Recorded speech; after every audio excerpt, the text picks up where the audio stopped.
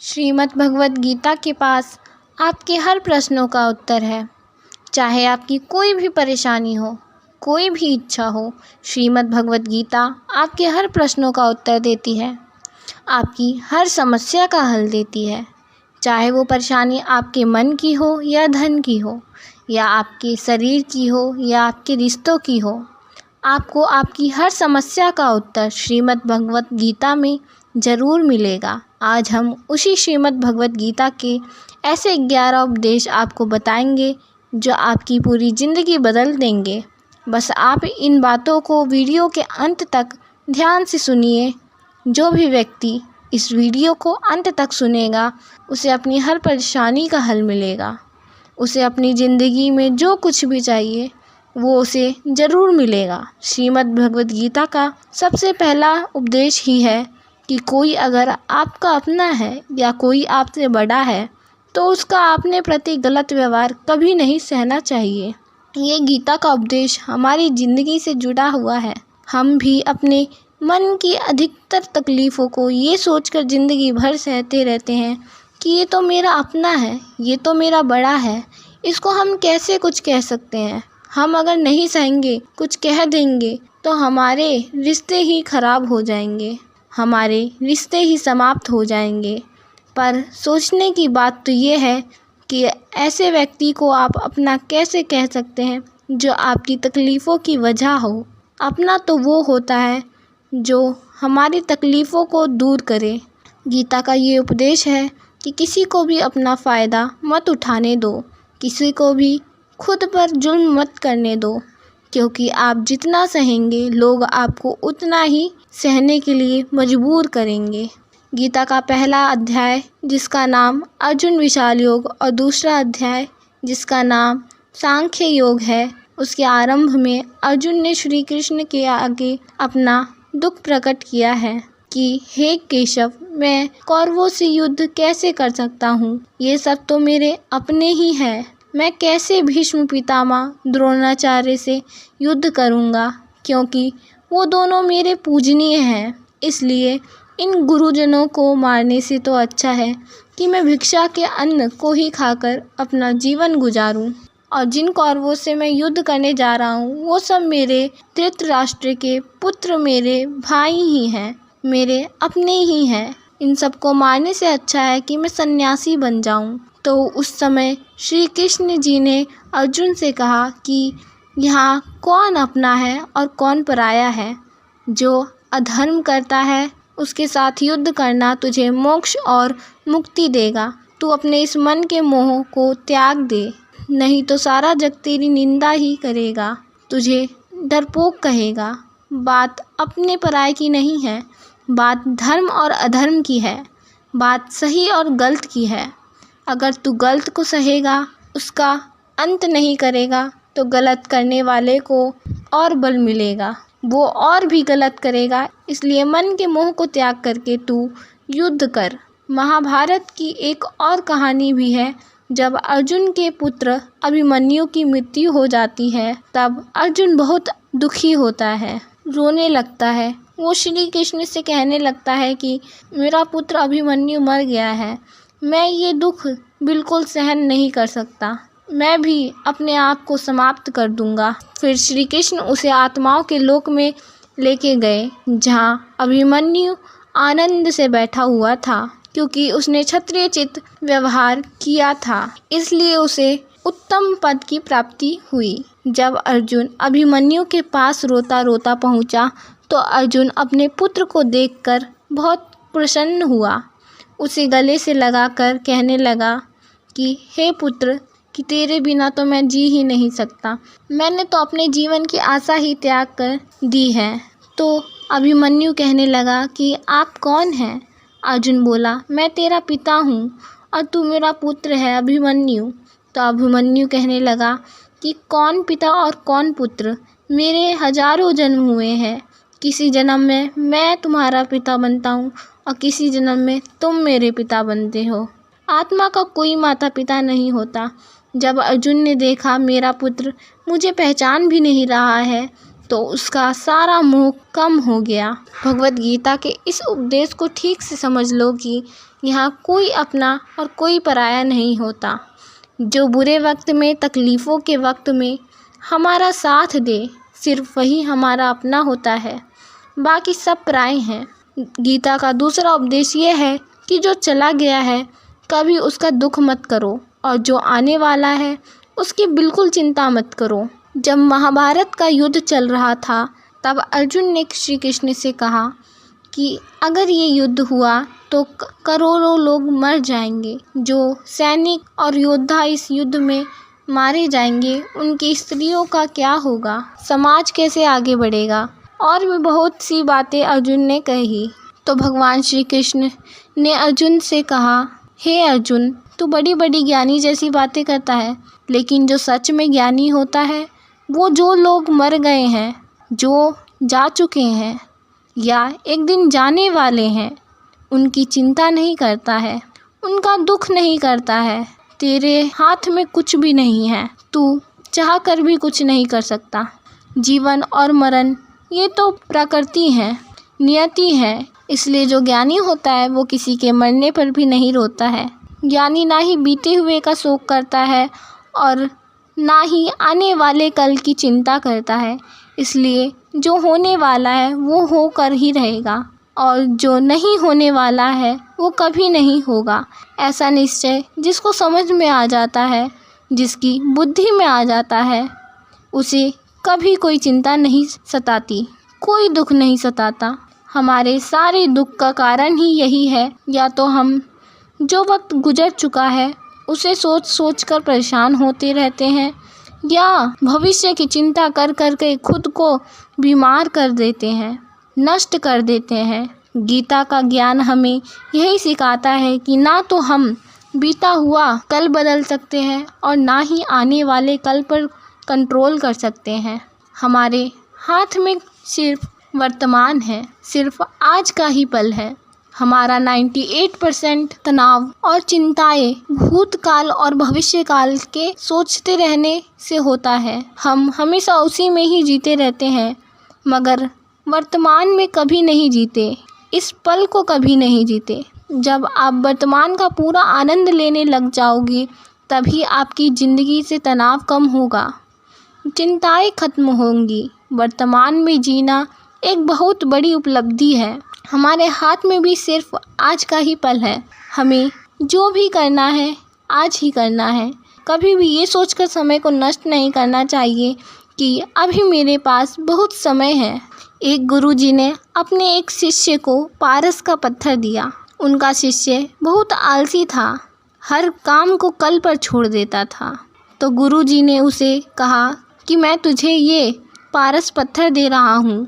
इस पारस पत्थर से जब तू लोहे को स्पर्श करेगा तो वो लोहा स्वर्ण का हो जाएगा, और ये पारस पत्थर 1 महीने के लिए दे रहा हूँ। जब 1 महीना समाप्त हो जाएगा तब मैं तुझसे ये पत्थर ले लूँगा, तब तक तू इस पत्थर को अपने पास ही रख। गुरुजी का वो शिष्य बाज़ार में लोहा खरीदने गया। जब बाज़ार में वो लोहा खरीदने पहुँचा तो उसे लोहा का वो रेट बहुत महंगा लगा। तो उसने कहा थोड़े दिन बाद रुक कर ले लूँगा, जब लोहा थोड़ा सस्ता हो जाएगा।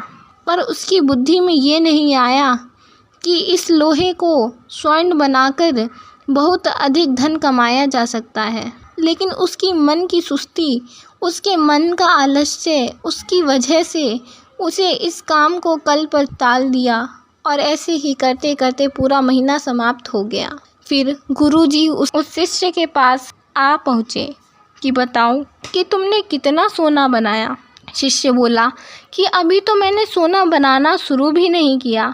गुरुजी ने कहा कि मुझे मेरा वो पारस पत्थर वापस चाहिए। शिष्य बोला कि नहीं, मुझे थोड़ा वक्त दीजिए, मैं थोड़ा सोना बनाना चाहता हूँ। गुरुजी ने कहा ये पारस पत्थर 1 महीना तेरे पास रहा और तू कुछ नहीं कर पाया, लेकिन अब समय समाप्त हो चुका है। ऐसे ही हमारा ये जीवन है, हमारी ये ज़िंदगी है, और ये समय ही पारस पत्थर है। हम समय के एक एक पल से इस जीवन को स्वर्ण बना सकते हैं, लेकिन हमें ये लगता रहता है कि हमारे पास बहुत समय बचा हुआ है, एक दिन ज़िंदगी जी लेंगे, एक दिन ज़िंदगी में खुश हो जाएंगे, लेकिन वो दिन कभी नहीं आता और हम ज़िंदगी भर भागते रहते हैं, चिंता करते रहते हैं, दुखी रहते हैं और ज़िंदगी को जीना, खुश रहना हम भूल जाते हैं। इसलिए गीता का ज्ञान हमें ये सिखाता है कि आप आज में जीना सीखो। गीता का तीसरा उपदेश ये सिखाता है कि मौत से डरना बिल्कुल व्यर्थ है। श्री कृष्ण ने साफ कहा है कि ये संसार मृत्यु लोक है, जिसका भी जन्म हुआ है वो एक दिन ज़रूर मर जाएगा और जिसका आरंभ हुआ है उसका अंत भी अवश्य होगा। हम इसे रोक नहीं सकते। जैसे हम रोज़ अपने कपड़े को बदलते हैं, वैसे ही हमारी आत्मा नया शरीर धारण करती है। मृत्यु सिर्फ इस जीवन का नया आरंभ है, इस जीवन का अंत नहीं है। आत्मा कभी नहीं मरती और ना ही इसे कोई मार सकता है, लेकिन मृत्यु का डर मनुष्य को सबसे ज़्यादा लगा रहता है। मौत का दुख भी इंसान को सबसे ज़्यादा होता है। एक पेड़ पर दो पक्षियों का जोड़ा रहता था। दोनों एक दूसरे से बहुत प्रेम करते थे, साथ जीने मरने की कस्में खाते थे। एक दिन एक शिकारी आया और उस पेड़ पर बैठे मादा पक्षी को मार दिया। नर पक्षी रोने लगा कि मैं तुम्हारे बिना कैसे जी पाऊँगा, तुम्हारी जगह मेरी मृत्यु हो जाती, मेरा जीवन तुमको मिल जाता। वो रो रो कर बहुत विलाप करने लगा। इतने में ही उस शिकारी ने दूसरा तीर चलाया और उस नर पक्षी को भी मार दिया। वास्तविकता में ये कहानी हमारी ही है। हम भी रोते रहते हैं जब कोई मरता है, लेकिन हमें ये नहीं पता कि एक ना एक दिन तो हमारा भी जीवन समाप्त हो जाएगा। हम भी उसी मृत्यु के पेड़ पर बैठे हैं, लेकिन शरीर का मिटना हमारा अंत नहीं है। श्री कृष्ण ने अर्जुन से कहा, हे अर्जुन, तेरे और मेरे तो अनंत जन्म हुए हैं। तुझे पिछले जन्म का कुछ भी याद नहीं है, लेकिन मुझे सब याद है। व्यक्ति इस सत्य को समझ ले कि मैं इस संसार में कुछ समय के लिए आया हूँ, उसकी ज़िंदगी के सारे झगड़े, दुख, सारी चिंताएं समाप्त हो जाएंगी। सबको एक ना एक दिन इस संसार से जाना ही है, तो दुख किस बात का। पहले के ज़माने में साधु महात्मा पैदल यात्रा करते थे। पैदल यात्रा करते करते वे एक नगर में पहुँचे। वे बहुत थक चुके थे। उस नगर में उन्होंने एक महल देखा और उन्होंने उस महल में जाकर विश्राम करने का सोचा और वे उस महल में जाकर सो गए। जब उस महल में महाराजा पहुंचा तो अपने पलंग पर साधु महात्मा को देखकर वह बहुत हैरान हो गया। राजा पूछने लगा, तुम मेरे महल में कैसे घुस आए और मेरे बिस्तर पर सो रहे हो? महात्मा कहने लगा कि ये महल तुम्हारा है, मुझे तो लगा ये धर्मशाला है।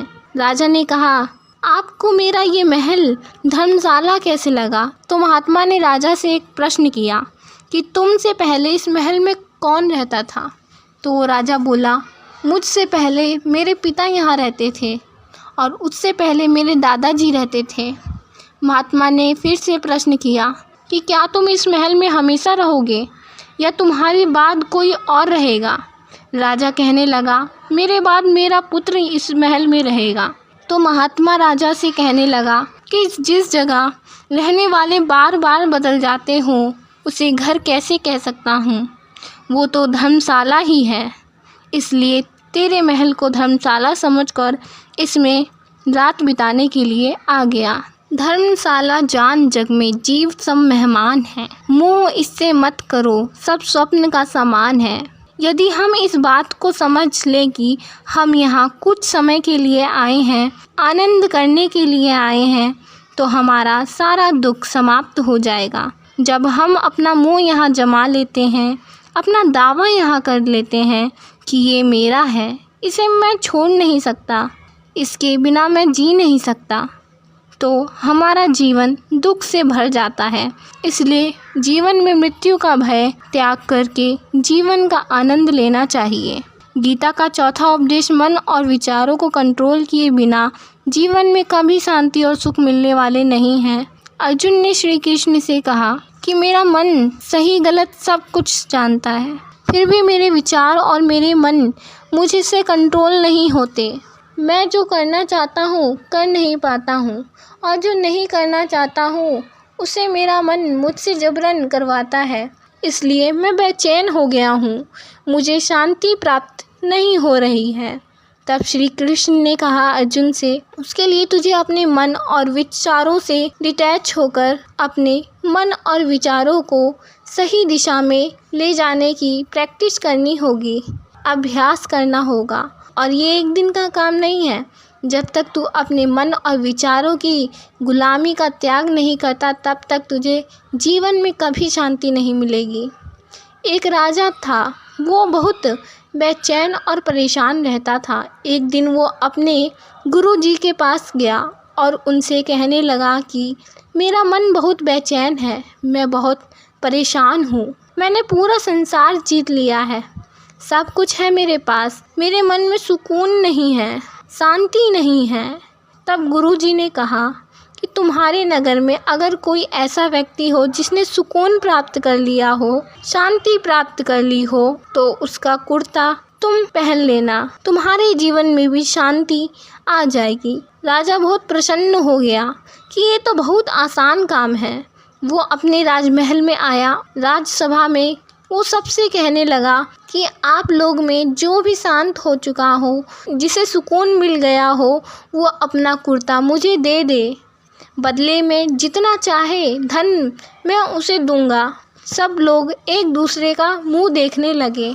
पैसों का लालच आया, लेकिन सब एक दूसरे की सच्चाई जानते थे।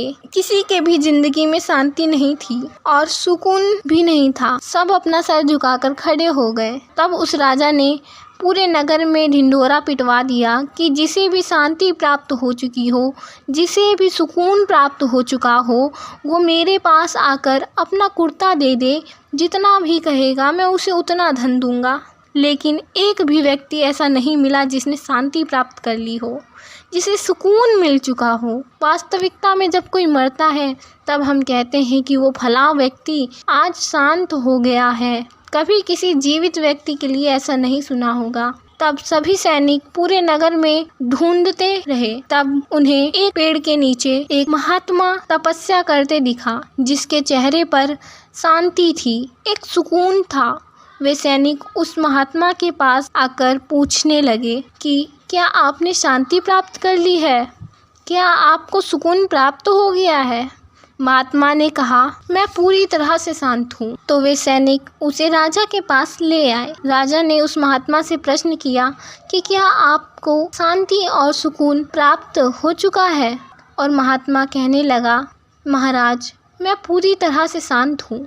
मुझे कोई चिंता नहीं है, मुझे किसी चीज़ का लालच नहीं है, मुझे कोई इच्छा नहीं है। राजा बहुत प्रसन्न हो गया कि आखिरकार वो व्यक्ति मिल ही गया जिसे शांति प्राप्त हो गई हो, जिसे सुकून मिल गया हो। तब महाराजा ने कहा, हे महात्मा, आप कृपया करके अपना कुर्ता मुझे दे दीजिए। बदले में आप मुझसे जितना कहेंगे, जो कहेंगे, मैं आपको दे दूंगा। तब महात्मा कहने लगा, सुकून और शांति तो मुझे मिल चुकी है, लेकिन क्या करूं, मेरे पास तो पहनने के लिए कुर्ता ही नहीं है। अब जब मेरे पास कुर्ता ही नहीं है तो मैं आपको दे कैसे सकता हूँ। जब राजा ने महात्मा की ये बात सुनी कि इस महात्मा के पास कुर्ता भी नहीं है पहनने के लिए, उसके बाद भी ये महात्मा शांत है, इसके जीवन में सुकून है, तब राजा सोचने लगा कि मैं सारी ज़िंदगी धन को जोड़ने में लगा रहा, दुनिया जीतने में लगा रहा, लेकिन मुझे शांति नहीं मिली, सुकून नहीं मिला। ये शांति और सुकून बाहर की चीज़ नहीं है, अपने भीतर की चीज़ है। इसलिए जब तक कोई व्यक्ति अपने मन और विचारों को कंट्रोल नहीं करता, तब तक उसके जीवन में सुकून और शांति नहीं आती। और गीता का उपदेश हमें ये सिखाता है कि जीवन में शांति चाहिए, मन को शांत करना सीखना होगा। का पांचवा उपदेश ये है कि वासना, क्रोध और लालच सर्वनाश का कारण है, नरक का द्वार है। जिस भी व्यक्ति में ये तीन चीज़ें होती हैं, वे हमेशा दूसरों को दुख पहुंचाकर अपने सुख और स्वार्थ की पूर्ति करता है। किसी भी चीज़ की हद से ज़्यादा वासना करना और मन में लालच होना उसके जीवन के सुख को समाप्त कर देता है, उसके सारे रिश्तों में जहर भर देता है। इन्हें नरक का द्वार इसीलिए कहा गया है क्योंकि जिस इंसान में अधिक क्रोध है लालच है, वासना है, उसका पूरा जीवन जहर से भर जाता है। उसको मरने के बाद नहीं, जीते जी यहीं पर नर्क का दर्शन होता है। गीता का छठा उपदेश यह है कि सब भगवान एक ही हैं, कोई छोटा बड़ा नहीं है, सब एक परम ब्रह्म परमात्मा के अलग अलग रूप हैं। श्री कृष्ण ने भगवत गीता के 10वें अध्याय विभूति योग में बताया है कि जितने भी जगत के देवी देवता हैं वो सब मेरी ही विभूति हैं। मैं ही शिव हूँ, मैं ही इंद्र हूँ, मैं ही अग्नि हूँ, देवताओं के गुरु बृहस्पति भी मैं ही हूँ, समुद्र भी मैं ही हूँ और अक्षरों में ओम भी मैं ही हूँ, कालों का काल महाकाल भी मैं ही हूँ, सारे जगत को नष्ट और उत्पत्ति करने वाला भी मैं ही हूँ। श्री कृष्ण ने अर्जुन से कहा कि मेरी विभूतियों का कोई अंत नहीं, इसलिए सब भगवान सब देवता सब मेरे ही हैं। इसलिए देव या ईश्वर में कभी भेद बुद्धि मत करना, कभी किसी को छोटा बड़ा मत समझना। और गीता का उपदेश हमें ये सिखाता है कि कभी भी किसी दूसरे के इष्ट देव को छोटा नहीं समझना चाहिए या इस बात पर ज़्यादा फसाद नहीं करना चाहिए कि कौन बड़ा है और कौन छोटा है। और गीता का 7वां उपदेश ये है कि सुख की इच्छा ही आखिर में हमारे दुख का कारण बनती है। श्री कृष्ण ने अर्जुन से कहा है कि मनुष्य जितना सुख की इच्छा करता है उतना ही इंसान का मन संसार के सुख और आकर्षण का गुलाम बन जाता है, और जितना ही सुख के पीछे भागेगा उतना ही उसे दुख के भी अनुभव से भी गुजरना पड़ेगा। ये संसार का नियम ही है। जो चीज़ शुरू में मन को आकर्षित करती है बाद में बहुत दुख देती हैं, और जो शुरू में मुश्किल लगती हैं कठिन लगती हैं बाद में हमें बहुत काम आती हैं। और गीता का 8वां उपदेश यह है कि जो भी मनुष्य दुनिया के सारे सहारे छोड़कर बस भगवान को ही अपना सहारा मान लेता है उसकी हर ज़रूरत को ईश्वर पूरी करता है, उसकी हर प्रकार से रक्षा वो परमात्मा ही करता है। प्रभु कहते हैं कि जो भी व्यक्ति मुझे ये अपना सहारा मानता है उसका योगक्षेम मैं वहन करता हूँ। योगक्षेमम महात्म्यम, अर्थात जो चीज़ नहीं मिली है उसकी प्राप्ति करवाना का नाम योग है, और जो चीज़ जीवन में मिली हुई है उसका रक्षा करना उसका नाम क्षेम है। और श्री कृष्ण कहते हैं जो मुझ पे डिपेंड हो जाते हैं उनको जो चाहिए वो मैं ज़रूर देता हूँ और उनकी हर प्रकार से मैं रक्षा करता हूँ। गीता का 9वां उपदेश है कि इस संसार में हमारा कुछ भी नहीं है। गीता सार में आपने कई बार सुना होगा कि तुम्हारा क्या गया जो तुम रोते हो, तुम क्या लाए थे जो तुमने खो दिया, तुमने क्या पैदा किया जो नष्ट हो गया, तुमने जो लिया यहीं से लिया, जो कुछ भी दिया यहीं पर दिया, जो आज तुम्हारा है कल किसी और का होगा, क्योंकि परिवर्तन संसार का नियम है। कल तक आप जिसके बिना जी नहीं सकते थे आज उससे कोई रिश्ता ही नहीं है, बातचीत तक नहीं होती है। कहाँ गए वो जीवन भर के सारे रिश्ते, सारे मित्र जो साथ जीने मरने की बातें करते थे, आज पता नहीं कि वो लोग कहाँ चले गए। ये संसार परिवर्तनशील है, सब लोग यहाँ बदल जाते हैं, रिश्ते बदल जाते हैं, और तो और ये हमारा शरीर भी हर दिन प्रतिदिन बदलता है। बचपन से जवानी, जवानी से बुढ़ापा, और एक दिन ये शरीर साथ छोड़ देता है। तो किसके लिए रोना और किसकी चिंता करना। हम सारी ज़िंदगी चीज़ों को, रिश्तों को बनाने में, संवारने में, सजाने में लगे रहते हैं, लेकिन एक दिन सब कुछ बिखर जाता है।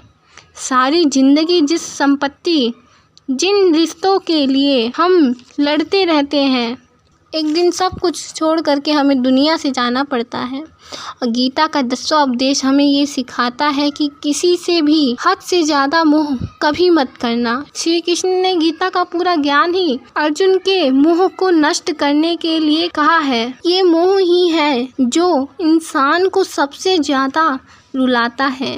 मोह इतना ज़्यादा बलवान है कि शेर जैसे इंसान को भी गीदड़ बना देता है।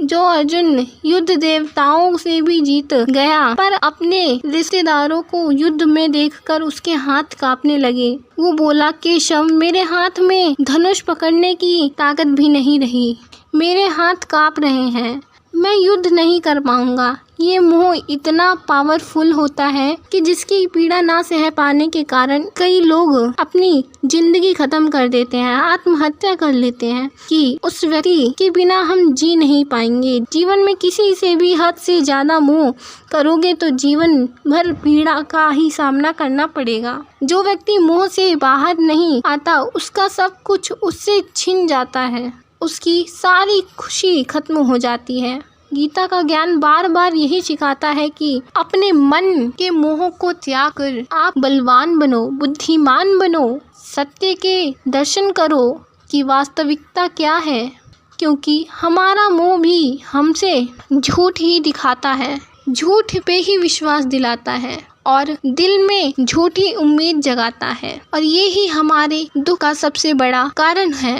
हम ही मोह कर लेते हैं, लोगों से उम्मीद लगा बैठते हैं और वास्तविकता बिल्कुल अलग होती है। लोग वैसे नहीं होते जैसे हम समझ लेते हैं, क्योंकि मोह हमें सोचने नहीं देता। इसीलिए गीता का उपदेश हमें ये सिखाता है कि जीवन में अगर आनंद और प्रसन्नता से रहना है तो भी हद से ज़्यादा मोह कभी मत करना।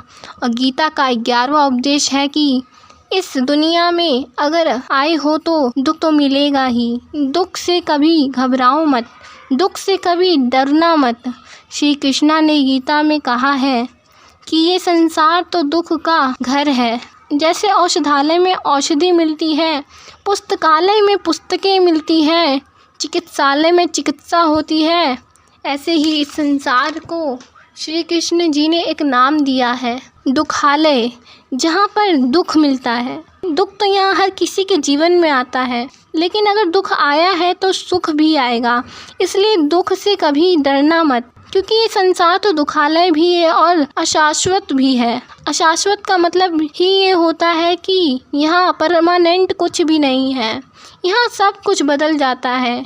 दुख सुख में बदल जाता है, सुख दुख में बदल जाता है, सम्मान अपमान में बदल जाता है, अपमान सम्मान में बदल जाता है, खुशी दर्द में बदल जाती है और दर्द कभी खुशी में बदल जाता है, जीत हार में बदल जाती है और हार जीत में बदल जाती है। यहाँ कभी भी कुछ भी बदल सकता है, कुछ भी परमानेंट नहीं है, हम भी परमानेंट नहीं हैं, हमसे जुड़ी चीज़ यहाँ परमानेंट नहीं है, क्योंकि ये संसार अशाश्वत है, शाश्वत नहीं। यहाँ सब कुछ बदलने वाला है, यहाँ कुछ भी परमानेंट नहीं रहता।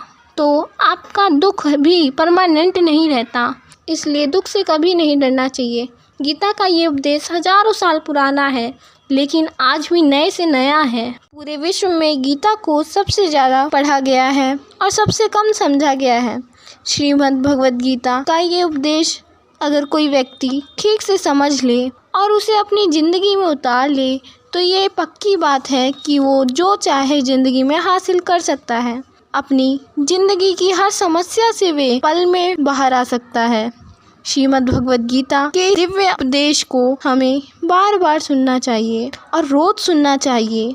जब भी जीवन में कभी चिंता या कोई परेशानी आए तो एक बार इस उपदेश को ज़रूर सुने और मन में ये विश्वास रखना कि गीता का ये उपदेश आपकी ज़िंदगी के हर परेशानी में आपको राह दिखाएगी। अगर आप हमारे चैनल पर नए हैं तो हमारे चैनल को अवश्य सब्सक्राइब करें व वीडियो को लाइक करना ना भूलें। धन्यवाद।